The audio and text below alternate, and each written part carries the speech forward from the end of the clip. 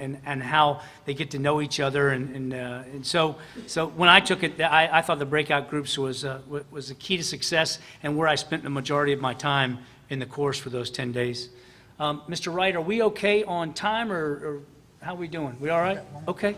Well, let's drive on with it. Does someone else have any other? If I can, Go ahead. you wouldn't let me, mind let me make Yes, a sir. comment on General that, Brooks, sorry.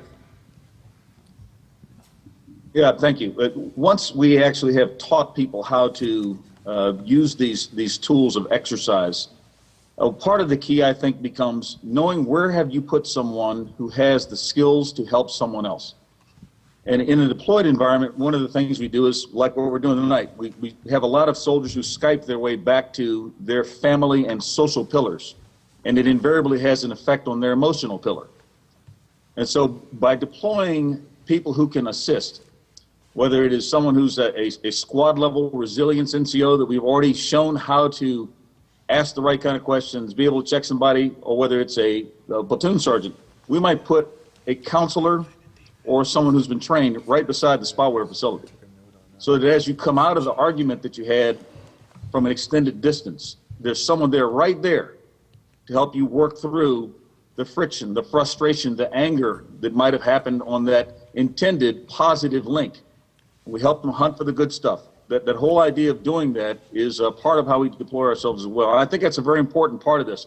We get past the instruction when we get into the action and connecting people to what it is that really counts the most. Thanks. Thanks a lot, sir. Colonel Zecker, you had a comment on this? No, I did not. You good? I'm good. I see this gentleman. Okay, please, your question. Can you get the microphone right down I here? have it over here, sir, if I can ask a question. Why don't we just get this gentleman right here? He's raised his hand, and is that okay? Okay. Go ahead. Sorry, I didn't mean to cut anybody off. Gentlemen, my name is Master Sergeant Promotable Blue. I'm in Class 61 at USASMA, the United States Army Sergeants Major Academy. I'm also a AW2 alumni, and I agree with everything that you guys have to say. I truly believe, well, let me back it up. Class 61 is talking about resiliency. It's been implemented, as you know. Class 61 is doing a lot of new things right now down at the Academy. Good. And it is based off of a mindset, sir. You're absolutely right. And it's from a product of society. In class, we talk about everybody gets a trophy. So you used to get first place trophy, second place trophy, third place trophy. Now kids play soccer, everybody gets a trophy. And so we're trying to combat that. My question for you guys is really easy question. Is there any training going on for people that are going to have direct impact with soldiers that spend 9, 10, 11, 12 months in the hospital recovering from serious injuries and their spouses? I understand we're doing it with the AIT, with the drill sergeants, with the AIT instructors. We're doing it at the TONE and the TDA units, but are we also focusing some efforts at MedCom level with our 3 hospitals, or 4 hospitals: Balboa, Bethesda, Walter Reed, and Fort Sam Houston? Thank you. Well, I'll just make one initial comment, and that is my predecessor took over Warrior Transition Command, and so he's taken Colonel Promotable Darrell Williams, soon to be General Williams, is in charge of Warrior Transition Command now. He took over from General Gary Cheek just recently, and he's moving it in that direction for that. I can't speak for MedCom and General Schoonmaker and what's going on there, but we have briefed him, and he is in direct consultation with General Cornum. So from my perspective, those are some comments, sir. Yeah, I'd just say, I mean, when you take a look at scope and scale, and I know, you know, this is like logistics. I just want some of it, you know. I mean, and everybody is now on board saying, hey, I want more of these things. I know for a fact that we just had an unauthorized visit by the National Guard to Victory University to see if they could, you know, scarf some slots up. And the fact of the matter is, we've got a program, and it's expensive. I mean, again, I throw in some cold water on it. This is an expensive program. There are so many slots. It's coming according to a plan. We're trying to get the force writ large, and I think, you know, you just got to say, hey, it'll eventually get there, and the whole trainer thing. But the initial, I mean, I think, and Tom, you can answer this better. When this program first started, the indicators were it would take from 3 to 5 years to get it fully implemented throughout the force. I mean, we are literally still in year 1. And frankly, I think we're doing a pretty good job so far. Not we. They are doing a pretty good job so far in getting it to the right people to have the second and third order effects of paying it forward. It's just going to it's going to take a little bit of time to get everybody involved in this. Yes, sir, thanks. And that's how General Cornum feels. And I was down at the Warrior Transition booth yesterday, having done a little work in that program, and and I asked that specific question, Sergeant Major, and they have a program to deal with those families. They got a CD. They gave me a copy of the CD. They got a program to kind of pick them up from where they're at currently in their personal challenges, and to bring them along. So they're on track. They're very much on track. That's a great question. any other comments? General Brooks, any comments?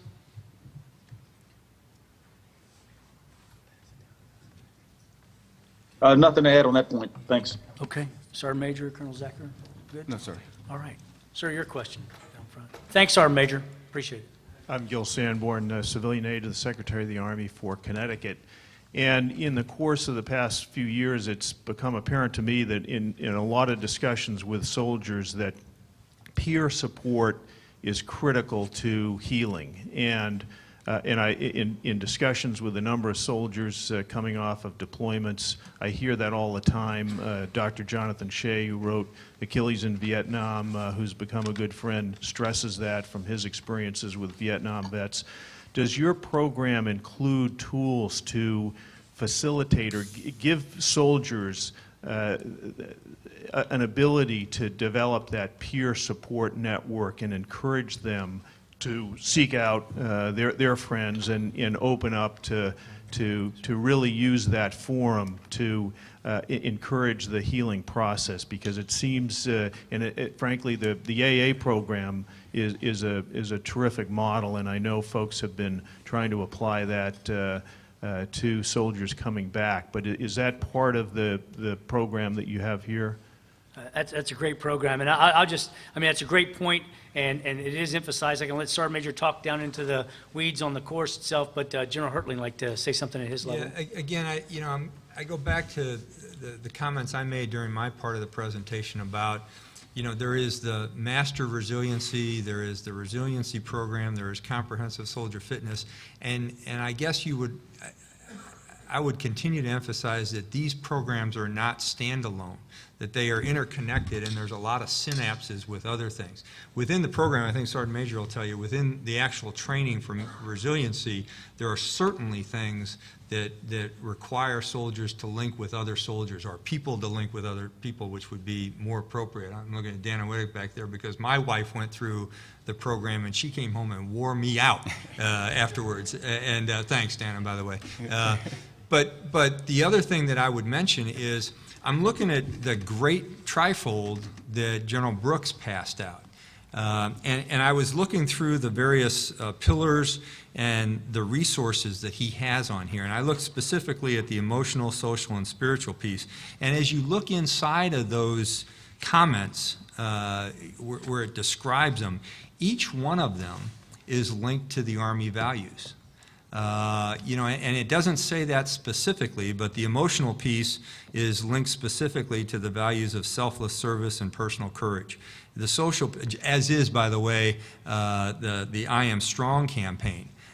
So you even bring in the sexual assault and prevention piece to this as well, the intervene, act, and motivate piece. The social piece is linked to the values of respect, loyalty, and personal courage. The spiritual piece is integrity, duty, and honor. So as we're trying to do other things which reframe the fundamentals of our Army values in other areas, they are linked directly to the kinds of things that are being the driving points of resiliency as well. I heard the Secretary and the Chief yesterday at the Congressional Breakfast talk a little bit about resiliency. And it seems to have become the bumper sticker du jour. And it's a good one. And it gets back to the point, as General Foss said, in the past we've just attempted to suck it up. Well, these give you the skills to suck it up and suck it up better. So that most of the post-traumatic stress that we have is actually good stress, and you get some growth from it. But it's also, and maybe I'm not making sense right now, but it's also linked to the other areas of new physical training, new diet and nutrition, emphasis on values, disciplining the force, getting back to reframing the fundamentals of all the training skills we do, along with some of the emotional issues that are involved in this. And I'm sorry for the very long diatribe there. That was great, sir. Thanks. And Sergeant Major, specifically in the course, building relationships, if you could discuss that. Right. We talk about, like I mentioned before, it's core competencies that we talk about. There's 6 of them, and one of them is connection. And up front, right in the course, we talk about resilience, facts versus myth. And one of the myths is that to be resilient, you got to go at it alone. But we hit it, and the fact is, no, resilient people reaches out. They build connection. They build relationship. We also have them read a poem called Invictus. And from that poem, the very end of it, it talks about being the master of their fate and the captain of the ship and the captain of the soul. And they can pick out all this resilient stuff out of that poem. Well, the next slide we show is a slide of Pooh and Piglet. And it shows about just Piglet just asking the questions, Pooh. And Pooh asks, what do you want? He says, nothing. I just wanted to make sure you were here. And we talk about why that is important, about connection, about reaching out to people and knowing that you have someone there for you, not just physically, but internally to you. That is such a, and we really talk about building relationships and reaching out, the military connection, relying on your battle buddy, just knowing that is a key aspect of resilience. So one of the competencies that we do talk about is connection, building strong relationships. And I hope that answers your question. That's great, Sergeant Major. Thank you, Good, sir. Next question. An opportunity to comment? Oh, hang on a second. General Brooks, go ahead. Yeah, thanks. I think this is a really important topic about the idea of connection and the importance of buddy support to healing. I want to let Command Sergeant Major Champagne talk about a particular program that comes over here to theater from time to time that we very aggressively support and enable when it comes because of that very point. Sergeant Major, why don't you talk about it for a second? Yeah, there's a private organization that has a program called Operation Proper Exit. And what the Operation Proper Exit does, it facilitates the travel of wounded warriors back into theater so that they can have closure with the event that took them out of theater. So what it really is they're doing is they're bringing them back to the sites and the areas and that they patrolled in, the areas that they were injured in. And what it's doing, it's actually bringing them back to closure and allowing them to leave theater on a better basis in which they actually left. And it's amazing, talking to some of these soldiers, what it's doing is that this is the first time they come here to theater, first time they've slept through the night. They're starting to feel the connection back to when they were with their buddies on the battlefield. What we're also seeing is that it's also some closure for the buddies that have actually put them on the aircraft or the medevac aircraft. We had an instance where we had a double amputee soldier that was in the surgery in Baghdad. We were doing the event, and it just so happened that one of the soldiers that put him on the aircraft was there, and they saw each other for the first time since he was injured, and he put him on the aircraft. And they had closure. It was very emotional, very powerful. So not only is there a need for closure of the soldiers who were wounded, but it's also a closure for the soldiers that were affected by the event in which they actually see their soldiers. So it's a very powerful event about how these wounded warriors come back and are allowed to leave theater like any other normal soldier who makes it through the deployment. Yeah, I think what it also adds, if I can just comment a bit more on this, Sergeant Major laid it out exactly right. The power in this is more than we think. And I would just share with you that when we have someone who is not sure whether they did their duty right or not, and this is often the person who was in the patrol, who did all that he could do or she could do to save the life of the person who was evacuated, but they're still not sure. And yet they're deployed again. So some of these soldiers are on the third deployment. They're still E4, E5, and they've been deployed several times and seen quite a bit. So they're being very resilient, and they're still in force. But you never know exactly what they're carrying until something like this comes together.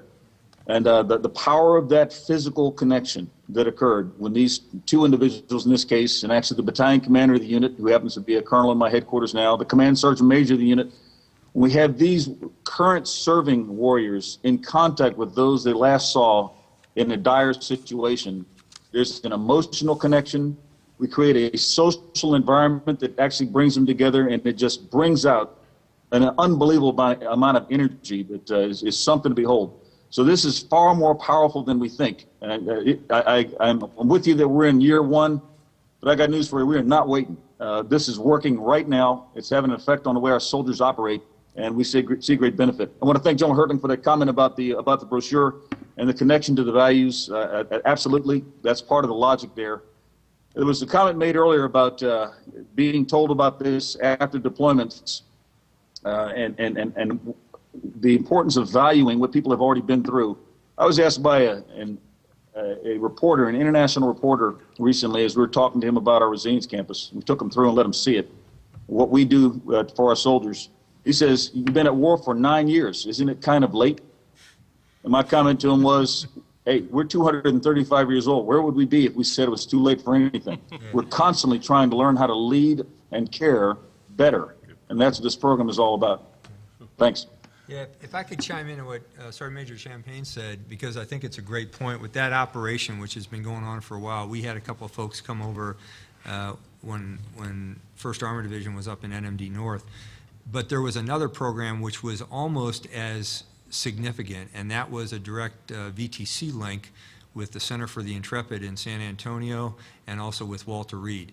And you had the soldier, and I got to be honest with you, it was not so much for the wounded soldier as it was for his buddies that were left behind that didn't know what happened after they put that guy on a medevac bird or saw him as he lost a leg in an IED explosion. But there was one specific example that, you know, it sort of gets me a little bit emotional, but we had a lieutenant who claimed he was going, after the fact, claimed that he was considering taking his life because he felt like he had contributed to the death of 2 of his soldiers and the tragic maiming of a 3rd. The soldier VTC'd with him from the Center for the Intrepid down in San Antonio with not only the lieutenant but the entire platoon saying, hey, I'm okay, you guys were amazing, you did all the things you could to save my life.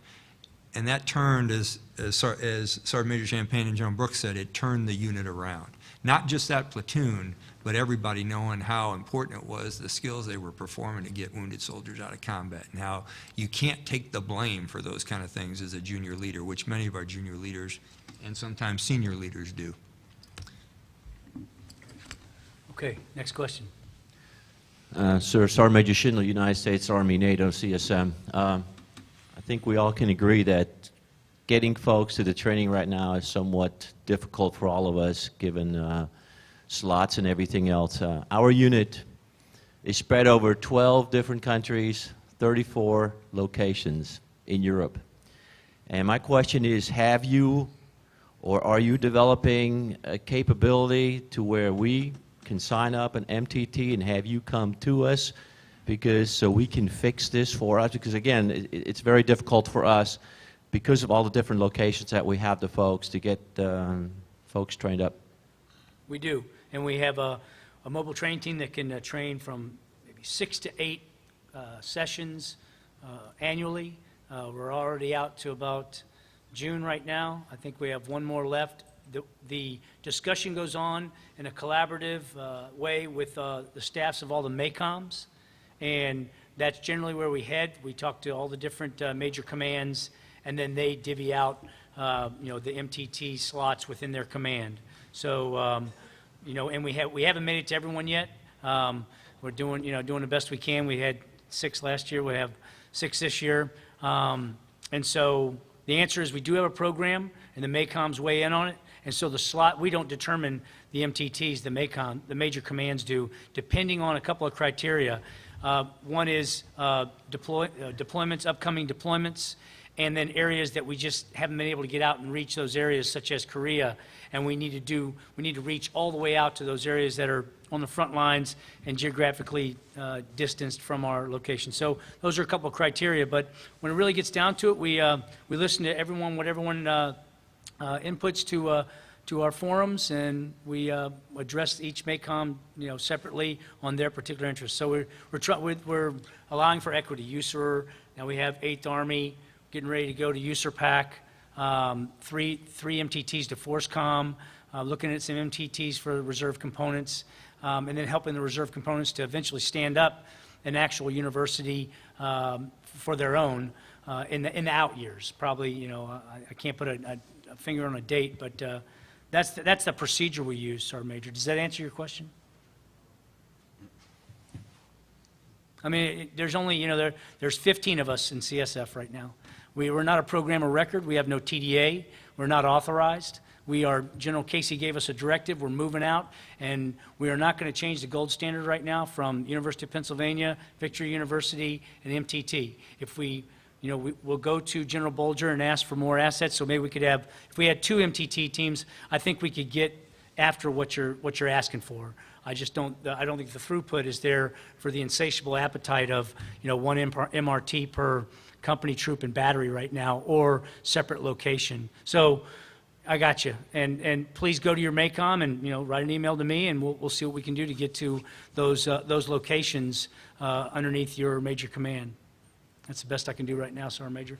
Next, we'll take one last question. And then we've got a...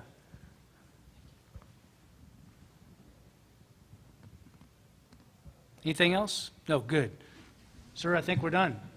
I just want to Mission say, complete. Last comment from General Tucker. well, I got Captain Kors, I've got a CD with the programs that we've put together, the Responsible, Educated, Alcohol Limiting Warrior, Real Warrior, which is a whole plethora of different policies and products that we've produced, because it's a campaign. This isn't one shot, one kill, to deal with our indiscipline issues and to help build the resiliency and let soldiers pursue their personal education goals. And he's at the door back there if you want a copy, you can get one. I'd like to just, the final note is to give General Brooks and Sergeant Major Champagne final comments for this forum as a deployed unit overseas. Go ahead, sir. Well, first, thanks once again for the opportunity to participate. This has been great discussion, and apologize for the frictions. Thanks for testing our resilience on this end to see if we can work through adversity. But it's an important topic to us here and back at Fort Riley. I do encourage you to take a look at the content we provided and give us some feedback. If there's some things you think we might want to consider, or some other options that we perhaps have not addressed that are proving beneficial, we certainly would love to hear from you. That after deployment part is very important to us also, and the 2-3-2 model is the one I'd ask you to take a look at. We're starting to see some benefit on how we touch people after they redeploy in a very deliberate and structured way, and what that does to the indiscipline indicators that tend to emerge about 120 days after coming home. So we just appreciate the chance to have a conversation with you tonight. Thanks for what all of you are doing, and we're honored to serve on your behalf over here in Iraq. Duty first. Thank you, sir, and thanks to AUSA for providing a forum to bring all these great leaders together, and all of you to ask us the questions and disseminate the information on how to take care of our soldiers, because that's where the focus is. Sir, I'll turn it over to you. Yeah, I want to thank the panel very much. And Vince, I want to thank you, General Foss, standing up here. I want to thank you for taking the time and coming on in and expressing what has happened over there. This is an important program. And here I am. I'm an old soldier. And I look at these 5 points here, the comprehensive soldier fitness. And you could cross out soldier and you could put comprehensive family fitness. As you get older and your kids move away and they grow their own families, and Sam, my dog, died 2 months ago, a 13-year-old lab, followed me around the house. As all these things happen, then pretty soon you're right down to the nub. you know, you look what's ahead, and what's ahead is a lot of fun if you follow a program like this. My wife is a master trainer. We go to the gym. She goes 5 days a week. I go 7 days a week. We have made these things a part of our life, and we learned it almost by experience. So this is a good program. This will build strength within the Army. It will have a great effect, I think, on the combat forces of the Army, because that's what squads and platoons and tank crews and artillery crews and all the things that we have to put on the battlefield are built around. And so having strength within our soldiers, having strength within our families, I think is going to make this a better Army yet. So thank you for your input here, for your experience that you're sharing with everybody else. And AUSA and the whole U.S. Army thanks you. Okay.